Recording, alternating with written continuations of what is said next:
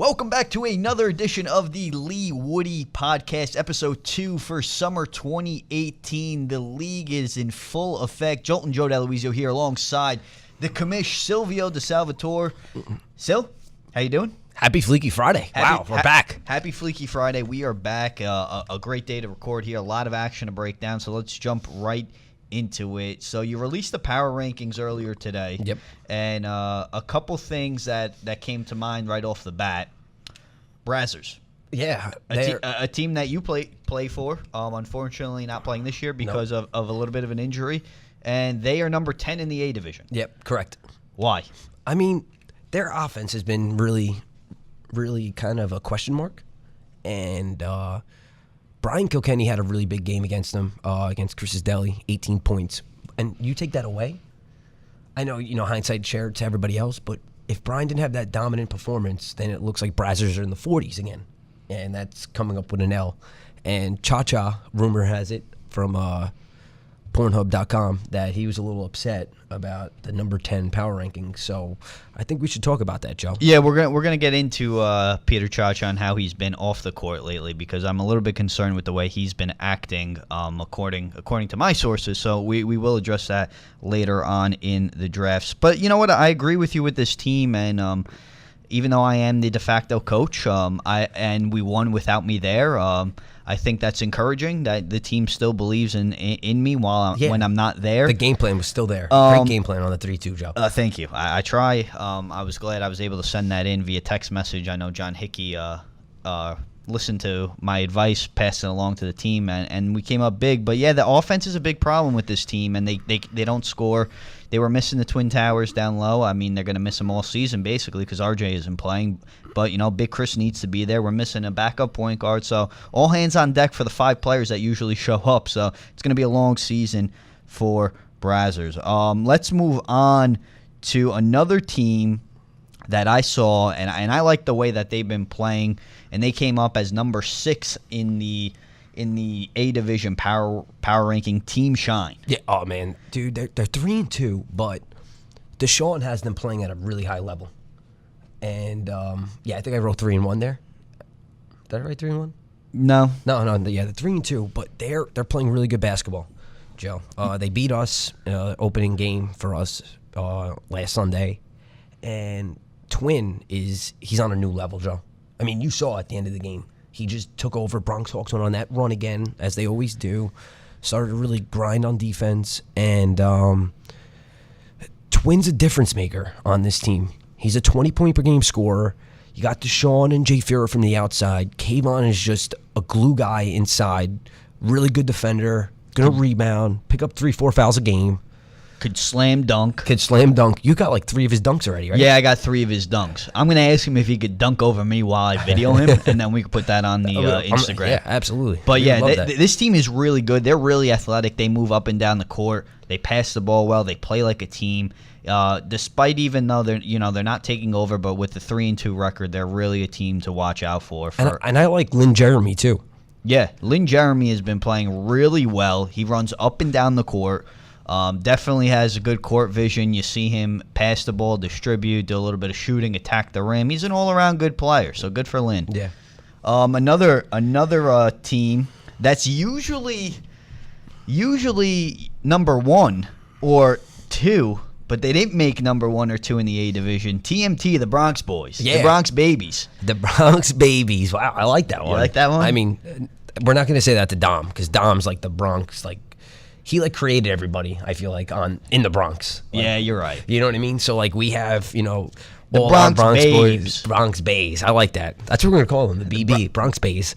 All right, but yeah, TMT. Here's a team that we're used to always seeing at number 1 and number 2. What's going on with them this season? I mean, is there reason to be concerned? No, I don't think so. I think it's just they got to get all 7 guys there. They haven't got all 7 guys at one game yet. Cristiano, like I wrote, he was doing Tai Chi yoga in Hawaii. Watching the sunsets over the volcanoes, and he came back pretty strong, 20-10 on Wednesday night. He grew. He did grow. He got bigger. He did. His arms got bigger, too. His arms got bigger, too. I heard... Good definition. I heard that the DLA is going to come down on him, the Drug Administration of Leewood, DAL. And they're going to test him, see if he's, taking any supplements that are illegal. Rightfully so. I think he grew a few inches too. Yeah. So I don't know if that. Wait, where? Well, never mind. No, but TMT, here's the team again. Always at the top, and you nailed it there. I think their biggest issue right now is that they don't have all their guys. They don't have all their guys, and they're struggling to find. Once everyone gets there, they're going to be perfectly fine. They're going to make a run. This team, you could tell they play with each other every single day. I mean, like, these guys have been playing basketball together forever. Dom's the man. They're gonna be there at the end. Yeah, and their second half, they're like the Golden State Warriors. They struggle in the first half, and then the first 10 minutes of the second half, they absolutely dominate opponents, Joe. And they've been doing it for the last 3 years, and it's really fun to watch. I'm just concerned. There's one concern I have, and one only. If they play 40 minutes, they're the best team in the league. But they have to play 40 minutes now because the competition has taken another level. Yeah, you can't. They can't take any. You can't time do off. 20 minutes. Maybe they could do 30, but if they play 40 minutes the way TMT plays, they're the best team in the league. 100%. The competition is so much better. They need to play a full game, and it's important once they get their whole crew there. I mean, I saw them on Wednesday playing with only 5. They had to be gassed. Yeah. I know they come up with the win, right? But they had to be gassed there. I think 3 of the 5 were gassed, probably. Jimmy looked really gassed. Yeah, Jimmy was gassed in like the first 8 minutes. Yeah, I felt I wanted to go on the court for Jimmy. I felt bad for him. Yeah. The kid's trying, though. He's a difference maker for them. John Lakese, who we're going to talk about later in the segment, that kid could run for 2 hours. I don't know how. He's on a different level. And I'm like one of his biggest supporters now. I got to play with him in St. Clair's for a couple games, and dude, he's unbelievable. He's one of the guys that we don't talk about, that he doesn't even mind not being talked about. He's that good, that much of a team player, and his numbers are showing. I wrote in the power rankings. He does everything. Morning. I don't know how many times I got to point it out when he plays. I mean, he shoots, he gets to the rim, he passes, he's up and down the floor, quick. He's unbelievable. Yeah, dude, I'm checking you out right now. It's a really nice shirt. Where'd you get that polo from? Lord and Taylor's. Really? Yeah. Dude, it's nice. Eastchester Scarsdale. Yeah. You ever been there? Yeah, I've been there a couple times. My dad was working there for a little bit. He's the man. Yeah, dude, did he sell you that polo? I think he did. Oh, nice. I think I saw him wearing it. You look fleeky. Thank you. Anyway, so before we move on to the B power rankings, we can't leave off on A without talking about the number 1 team, Yorktown. Now, I was lucky enough on Wednesday to watch Yorktown for the first time this season. Damn, these guys could play basketball. Dude, Jordan Moody is here for the year, and dude, I don't know. Vegas right now has him at 5-4 odds to win it. Does Jordan have an agent? Because if he doesn't, I could get him in the G League for sure. I think you should talk to him about it. Actually, don't talk to him about it yet, because it really makes it exciting to watch him play in Leewood right now. Yeah, I mean, I'd rather him stay in Leewood than go to the G League. Yeah. But this kid could play. And I felt, watching that game, everybody knew he was going to have the ball in his hands, take over. Couldn't stop him. No. Couldn't stop him. Jacob Mercado, I'm raving about this guy. He's one of the fan favorites now. You had Coach Dave. You had Blake DiSalvatore. You got Gianfranco Perry. But this GM, Jacob Mercado, he's really taking it to a new level. He's got great talent there. Brought back Mike Triarci. Just got back from Bolivia 2 weeks ago, and Croatia, wherever the hell he went. I don't know. Those two countries are not even close to each other. They're not? No. All right. Yeah, but that's how much he travels. So, But he's done a great job putting this team together. And Triarci, here's a guy who used to be that number 1 guy. He always had the ball in his hands, and now that's not the case, and it just makes him and the rest of the team so much better. I agree. So much better. And we got to give this kid Isaac some credit, man. He's a player. He's a real player. I think this is a Allen Iverson, Eric Snow, 2001 Philadelphia 76er guard tandem. That's vintage. That's vintage. Bringing it back 18 years, 17 years, and this is a deadly guard combo. I like this team a lot. They have the depth. They're deep. They do a little bit of everything. All right, well, next up, special segment coming up here. The first time ever on the Leewoodie podcast, we're going to have a guest, GM, new coach, new leader of the Eastchester Fever, Thomas Fangaz Pinto joins the show. Stay tuned. Joining us now on the hotline, a very special guest, as we just teased, the new GM, coach, player, leader, quite frankly, according to me, the better leader of this Eastchester Fever team. Thomas Fangaz Pinto joins the podcast. Fangaz, how you doing? I'm good, Joe. How are you? I'm doing well, man. So let's dive right into it. I mean, before we get to the action on the court, because you guys have been playing so well this season, despite a buzzer beater in your last game, you took over this team. You're the new Tony, and I love it because I hate Tony. But, I mean, hate's a strong word. But, me and Tony right now, we don't see eye to eye. But I'm glad you took over this team. What has that experience been like? How has that experience been for you being the leader of this team now? It's been great. When Tony asked, he asked who wanted to take over this summer. I kind of jumped at the opportunity. I thought it would be really fun. Had experience before, lead my team in the Leewood League outside, led intramural team in college. So I've done it before. This is a little bit of a bigger stage for sure. But when he asked, I wanted to jump on the opportunity, and the players around me make me look like a good coach. So they do the hard work, and so far, it's been a great experience, and we want to keep it going. Well, Tom, right there, you're just so genuine and you're so humble. It's incredible. Like, good coach. I wrote in my rankings, you would start on 85% of these teams, and you got maybe like 2 or 3 teams where you have like the team from Rye. They're just loaded, rightfully so. We all know like the talent, but everywhere else, you're a starter. You're a great glue guy. Knock down open shots. You finish and you know the game real well. And that's the difference, Like Tony, he's bringing all these old guys in, like Joltin Joe was talking about. And, I love Tony. Tony's a great friend of mine. So I kind of get the enjoyment of the beef between Joe and Tony, but rightfully so. Sure. Fever needed someone like you to take over, to get Daly to really commit to other guys. And this talent is unbelievable. And, Tony, hey, he got complacent, Listen, he was having 5, 6 guys show up. You guys have 7 guys at every game, possibly 8, and you have great energy, which we love. We're a big fan of energy, and that's what the Leewood League loves, and Favors brought it. And I can't get enough of this Folger kid. You got Daly, you got Boz. Bosco, is Bosco the other guard that made the game? Yes, he is the other guard who made one appearance. This team is loaded, and this is where like Benny DeMirco, who I think is a big X factor, who we'll talk about later on.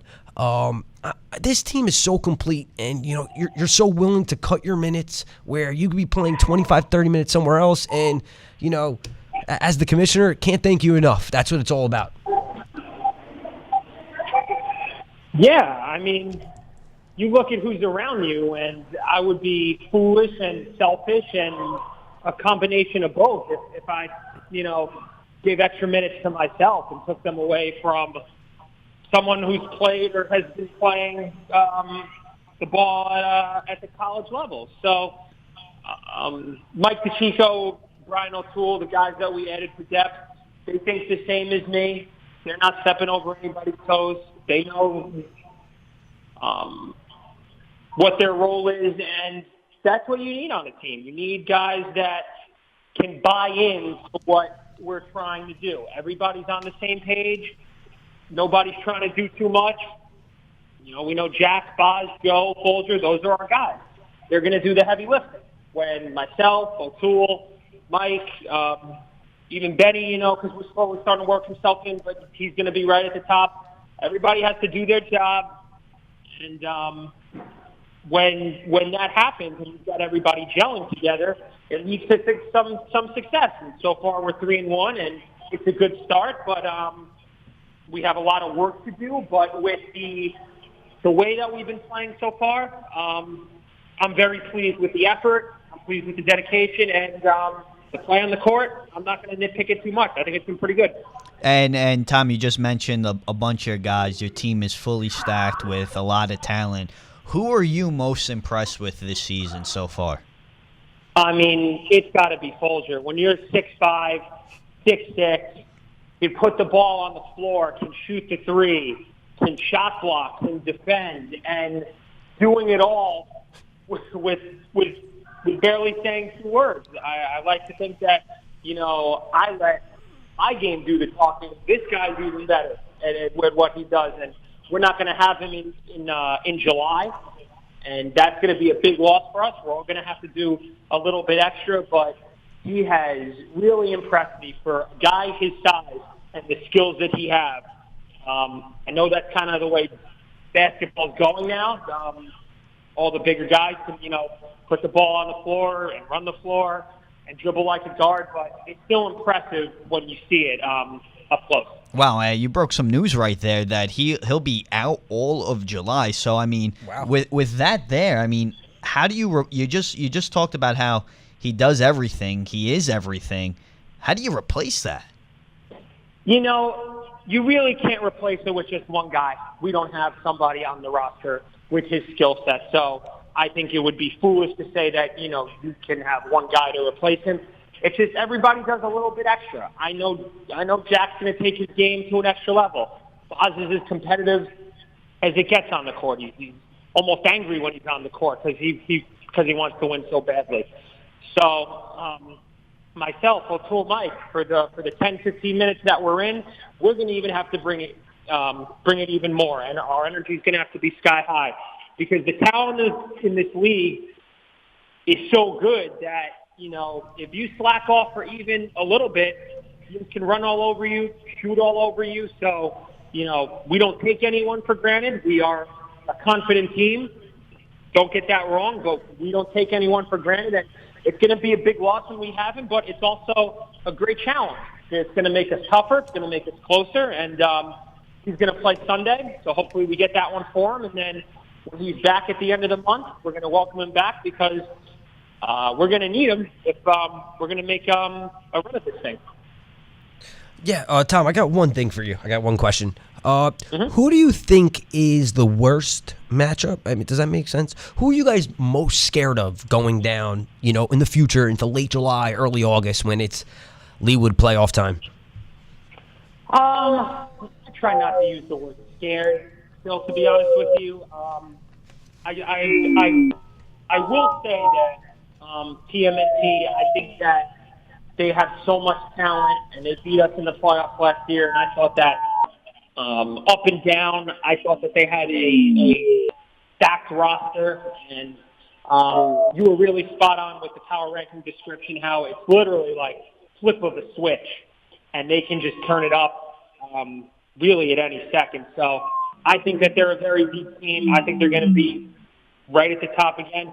Yorktown, they beat us the other night, and they deserved it. They played really hard.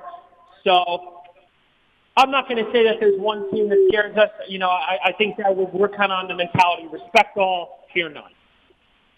Fangaz, great stuff as always. I am so glad you got 2 big fans here in Sil and I, and we're so glad that you finally took over this team, and they're finally going to get to where they should have been, and they're under much better control with you rather than Tony. So Fangaz, thank you so much for joining us. Oh, Sten, I'm a big fan of you guys. Right back at you. All the work that you do, guys. You guys are the best, and thanks for having me on. Anytime, Thank you so Fangaz. much. Take care. All right, see ya.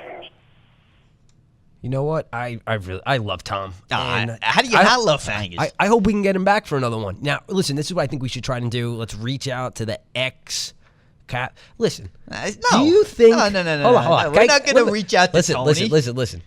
Do you think Tony got axed from Fever? 100%. I think that's the conspiracy now. I think, everyone's like, oh, he gave it to Pinto. I don't think so. I think we got it. We figured out the theory. Tony got axed from Fever. Jack Daly and Joe Quo wanted him out. They wanted Pinto. It's like this whole LeBron thing. The team I think that's a pretty good. You're spot on. The team is completely different now. They're younger. They're better. They're faster. And you know why? Because Tony is not on the sideline. They had enough of him. Fangaz is really doing a great job of controlling this team. And you know what? Sky's the limit for Fever. But I wouldn't be able to say that if Tony was still on the sideline. Wow, this is some breaking Leewood news, man. Oh, man, unbelievable. We gotta really dig Dig what? Where? We gotta dig deep into this one. Absolutely. All right. Wrapping up the podcast here, our final segment. of the day. Also, at the end of the podcast, so we do have another interview, so make sure you stay tuned. I'm going to not tell you who it is. You're going to have to listen to find out, but another Leewood member joined the podcast. But we're going to have a little fun here, so. Mm-hmm. We're doing a top three. Top three Panios, right? We're doing those the are the Jabronis. Top three Jabronis, a.k.a. the Panio. We're doing the top three Panios, but it really means the top three Jabronis of the league after this past week. Yeah. So let's start off with number 3.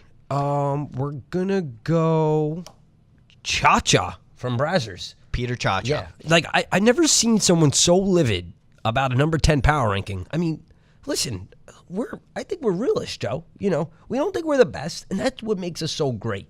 You know, we're a humble team. We go in there, and we're going to give everyone our best shot. Absolutely. That's what I love about us, you know.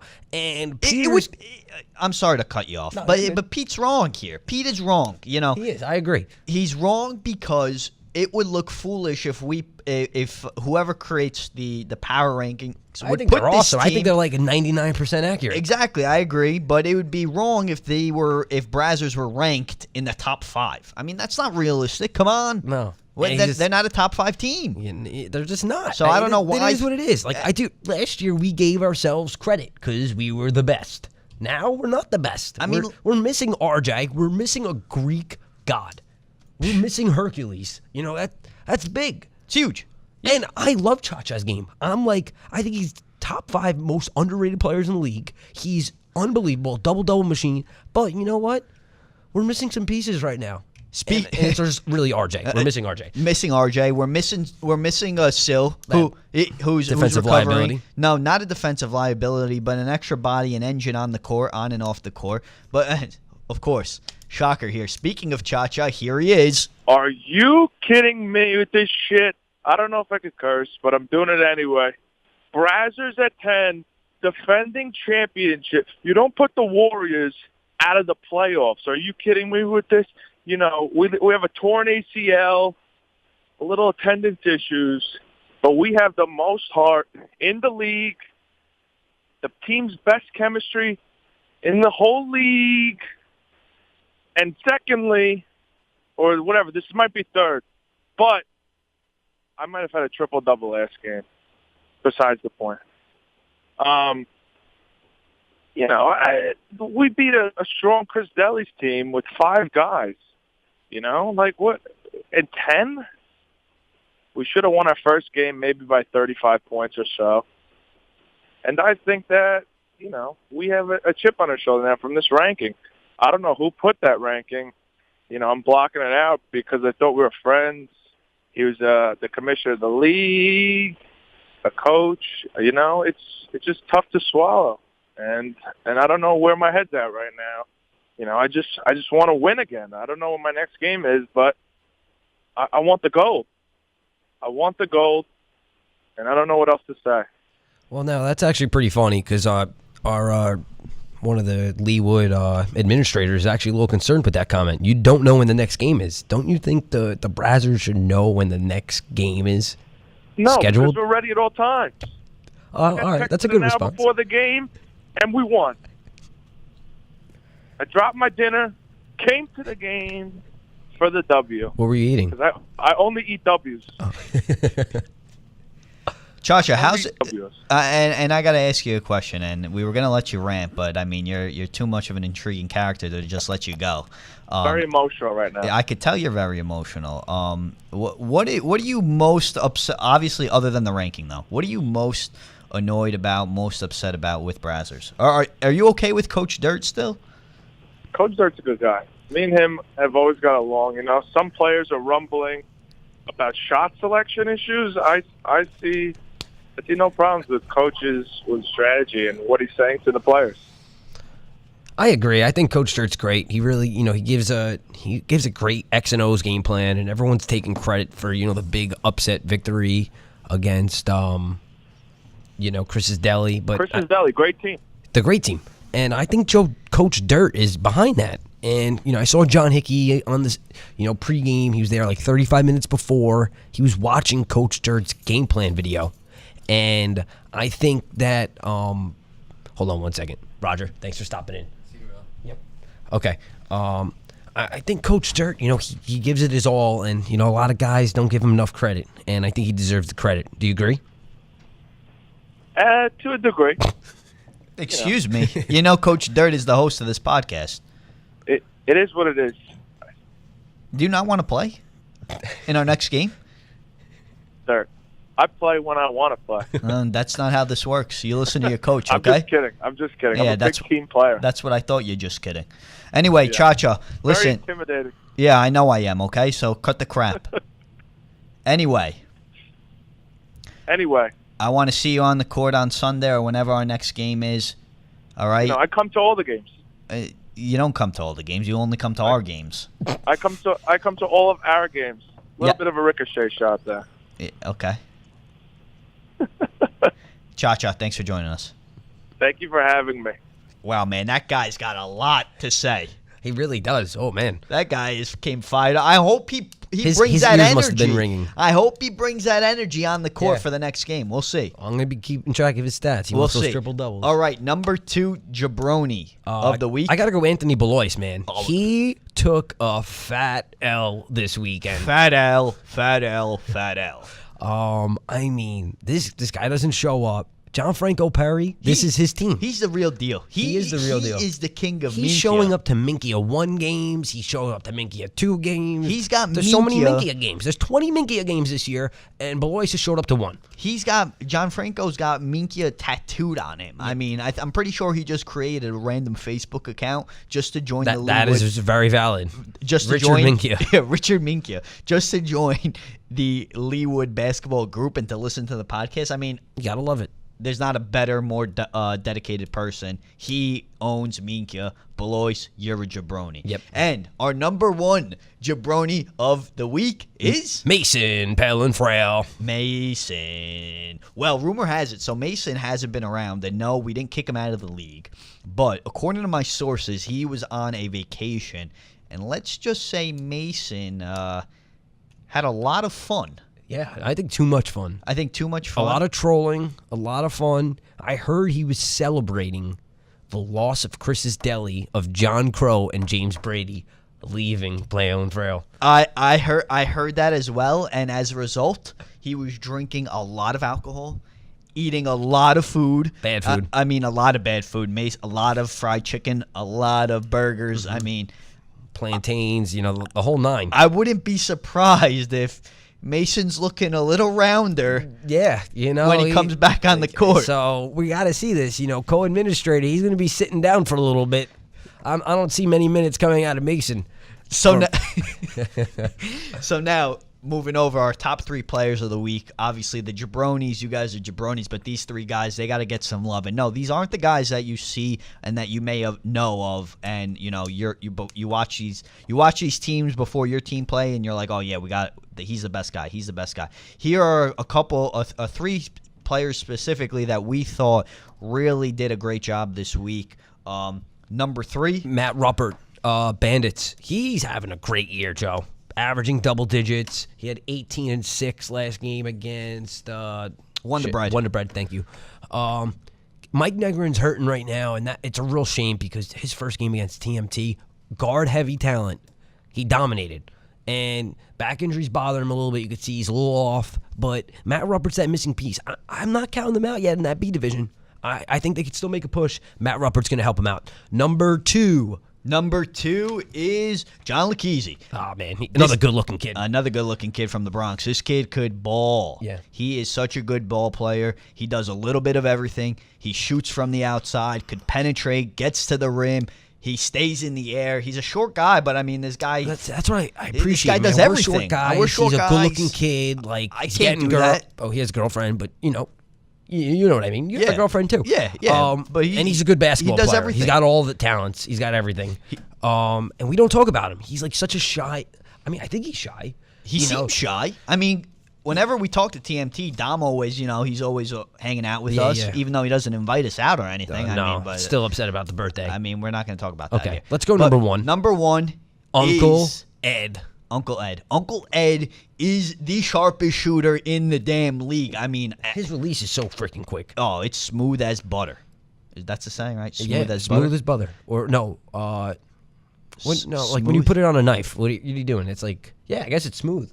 I guess. Well, smooth is the other side of the butter, you know? I don't think that's the same. But this kid has been lighting it up from downtown. He is, and he's back, man. I think he's back to, Uncle Ed. Dude, I used to play Richards with this kid. He used to score 30 a game. We were also not playing basketball players. We were playing, cornhole players and bocce players, but it was fun. But he's been phenomenal. He has, and he's drinking a lot, and I think that might be a correlation of summer basketball and country concerts. Yeah, but it hasn't affected him. So whatever he's getting doing, better. Keep doing it. Got to do more of it. And Ambrose really excited. We got dinner the other night.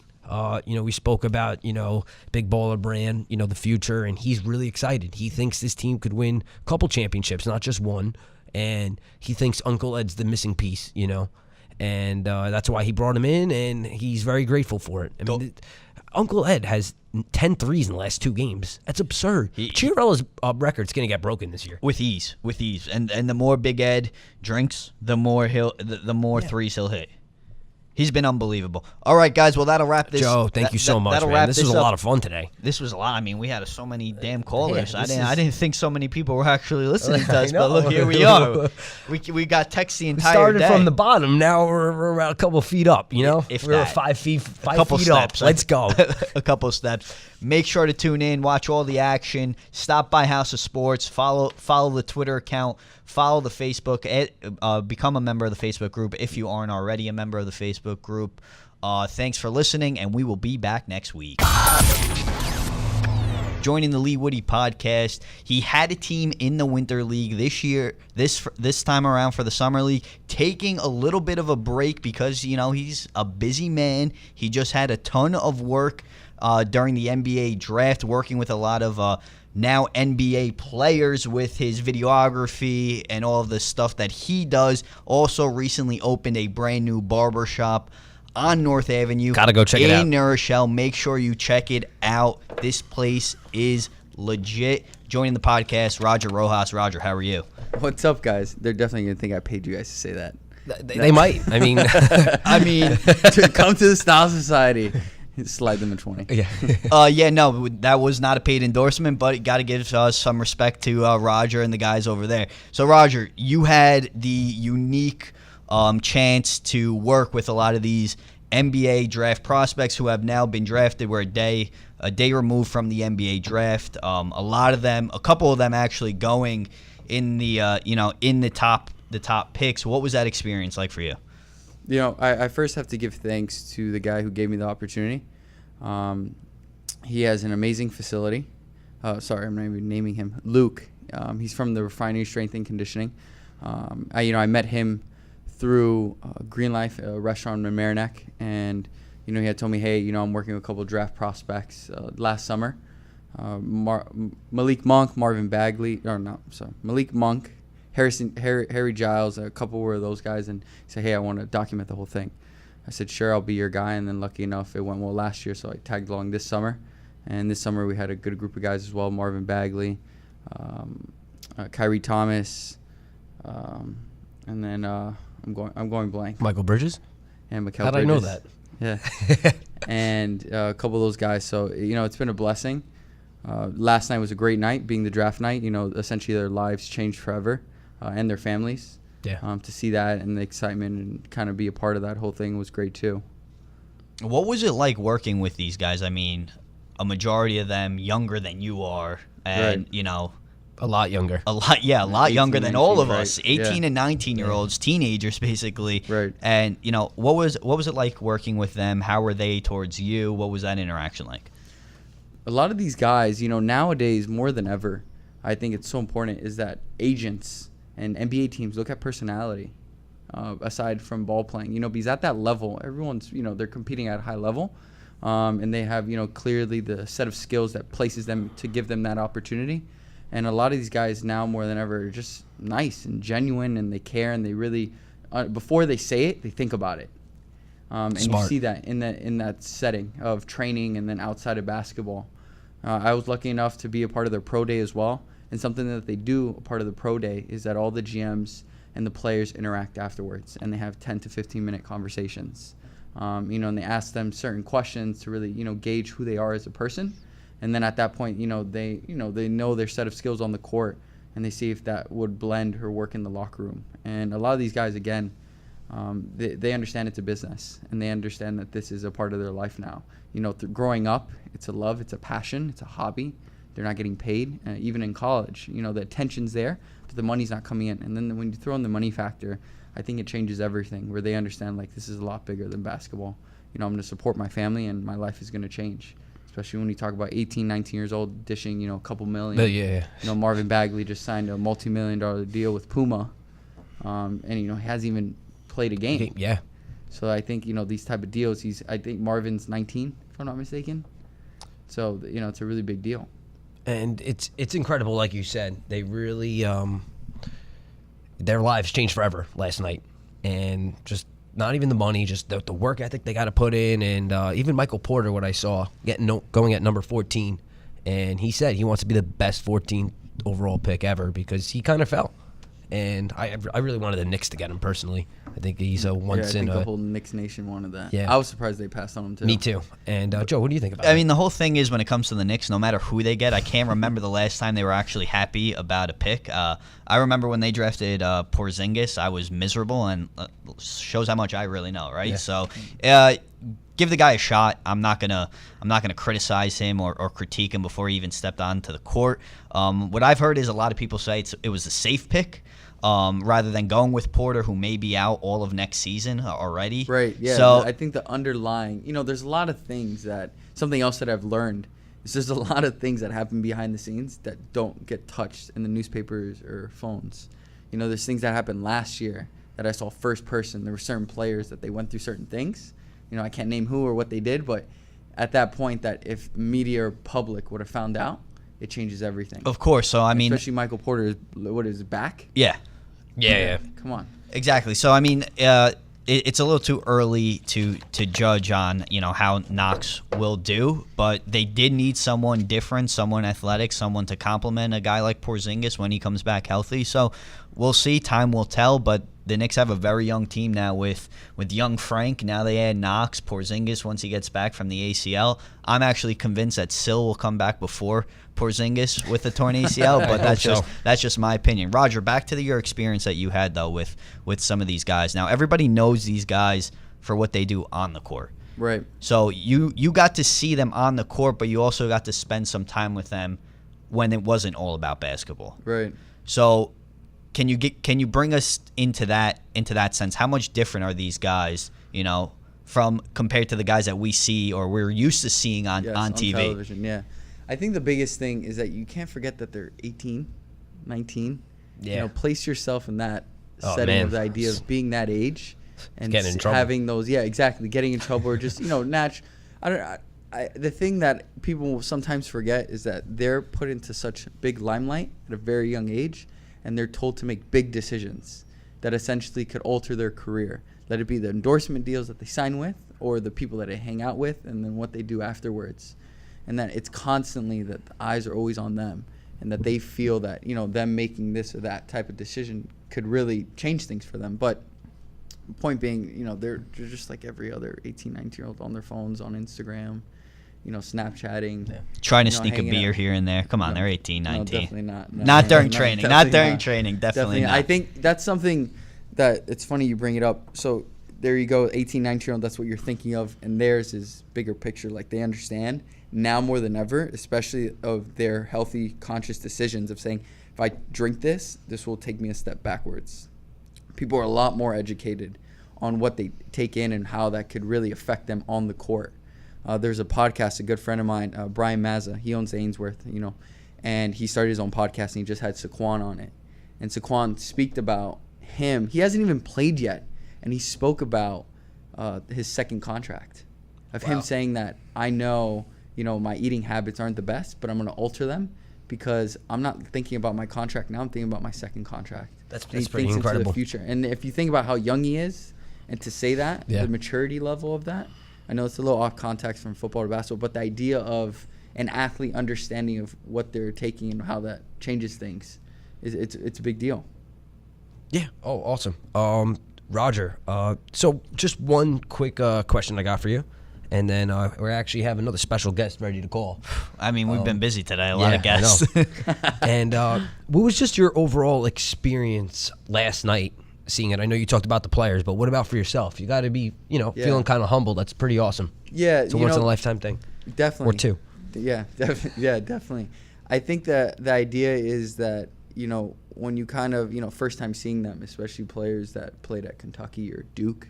I'm a big Duke Blue Devil fan, and kind of, Silvio and I made the trip down to that was awesome to Pitt, and did that whole thing, and seeing them on the court, and then seeing Marvin Bagley one-on-one, and having taking pictures and videos of him and things like that. I think that puts it into retrospect of saying, all right, this is great, but I have to do my job, which is document, and I have to be a professional in that setting.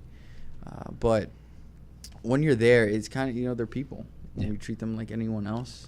That's saying I truly believe, let it be the janitor or the president of any company, you treat everyone the same. Yeah. And they treat you the same and treat them with the same respect. And but last night was interesting because I was covering the draft night at Ainsworth. It was hosted by Chris Berkeley. He's the trainer for Carmelo Anthony. He was the one that kind of started that whole Hoodie Mellow thing. Yeah. He was there. Tim Hardaway Jr. showed up, so that was cool. I think it became interesting because as the night went by, Colin Sexton came with his family. So his family showed up. He was like 40, 50 people, and then he came a little bit afterwards. I got to know his videographer, Tyler. A very cool guy. He started Hoop Diamonds. I don't know if you guys are familiar with that page. Absolutely. Follow it. Yeah. So Hoop Diamonds, I met him last night. Very cool people, and I saw him like kind of going back and forth between video and photo, and I was like, hey, if you need help, I could take photos for you. Yeah. He's like, yeah, I'd really appreciate that. So then for the next like 30 to 40 minute span, I was taking pictures of Colin and his complete family. Like, that's amazing. From aunt to family to cousin to brother, one after another. And then the thing that I noticed, because I always look at personality, because again, that could be overwhelming. Like, it's a long night. It was already, by that time, it was like 11:30 or even close to midnight. And Colin stayed, like, in posure, every single person, happy, smiles. Like, I think it shows the maturity level of an individual that essentially their life changed and how they act towards taking that next step. Because in my opinion, he could have easily said, hey, like, it's 12 o'clock, I'm pretty tired, I had a long day. Taken 3 or 4 photos and bounced.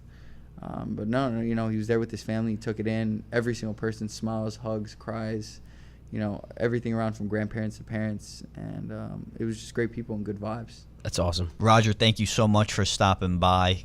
Continued success and all the great work that you do. Before we let you go, though, if you want to plug your social media, where you're at, where can we find you? Yes. My Instagram, at Roger M. Rojas. And then feel free to stop by the Style Society, 6 East Chester Road, New Rochelle.